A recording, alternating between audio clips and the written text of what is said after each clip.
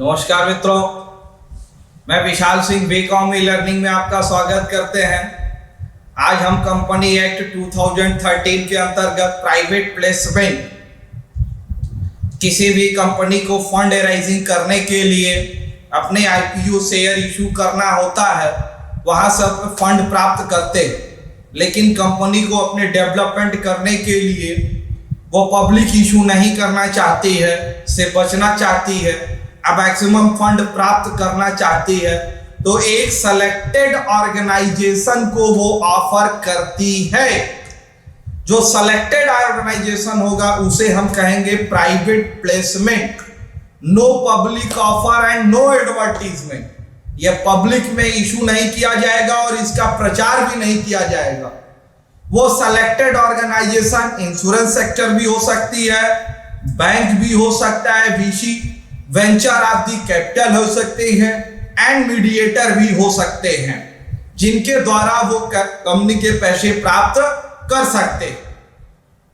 Private placement में जो offer किए जाएंगे 50 से अधिक नो मेंबर्स, 50 से अधिक मेंबर नहीं होने चाहिए। प्राइवेट प्लेसमेंट के अंतर्गत कंपनी अपने अलॉटमेंट एम्प्लॉय को एम्प्लॉय स्टॉक ऑप्शन भी दे सकती है। प्राइवेट प्लेसमेंट नो रिक्वेशन, अवित्याग का अधिकार, कोई भी शेयर होल्डर छोड़ना चाहता है तो यह इसके अंतर्गत अधिकार नहीं है। कंपनी जिसे भी शेयर दे देगी उसे शेयर लेना पड़ता है। नो कैश, प्राइवेट प्लेसमेंट के अंतर्गत शेयर में वैसे ही डिक्लेरेशन है स्टॉक एक्सचेंज के अंतर्गत, अब कैश कोई भी वर्क शेयर के अंतर्गत नहीं होते हैं। Share in total work in online trading, NEFT, RTGS, DD, cheque, online banking system in full fill up. Allotment, when use of the private placement of the allotment, private placement का उपयोग allotment के बाद किया जाता है।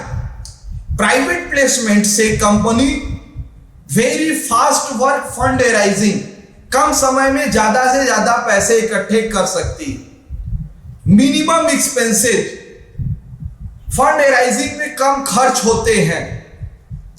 Regulation by law, यह act के अंतर्गत होती है। Startup of the company start होने के बाद डेवलपिंग में फंड प्राप्त करती। प्राइवेट प्लेसमेंट के अंतर्गत कुछ पेनाल्टी भी प्रमोटर और डायरेक्टर ने अगर कोई गलती की है तो उनके ऊपर लग सकती है।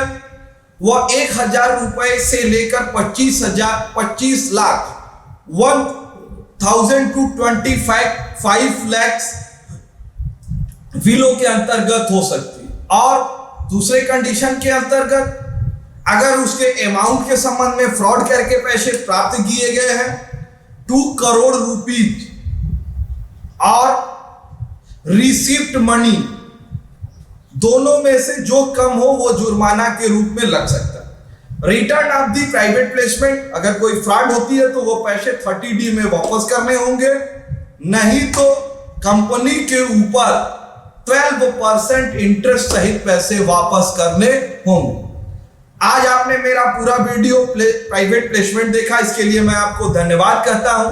मुझे खुशी से बताना है आप लोगों की मांग के अनुसार आप बीकॉम ई लर्निंग के एजुकेशनल चैनल में कंप्यूटर संबंधी कोर्स, टैली के भी, अकाउंट्स के विषय में भी डिटेल्स दिए जा रहे हैं।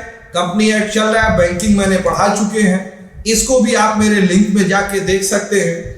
आपसे विनम्र अनुरोध है कि मेरे इस चैनल को लाइक, सब्सक्राइब एंड शेयर करिए, जिससे ज्यादा से ज्यादा लोग एजुकेशनल घर बैठे ही प्राप्त कर सकें। धन्यवाद।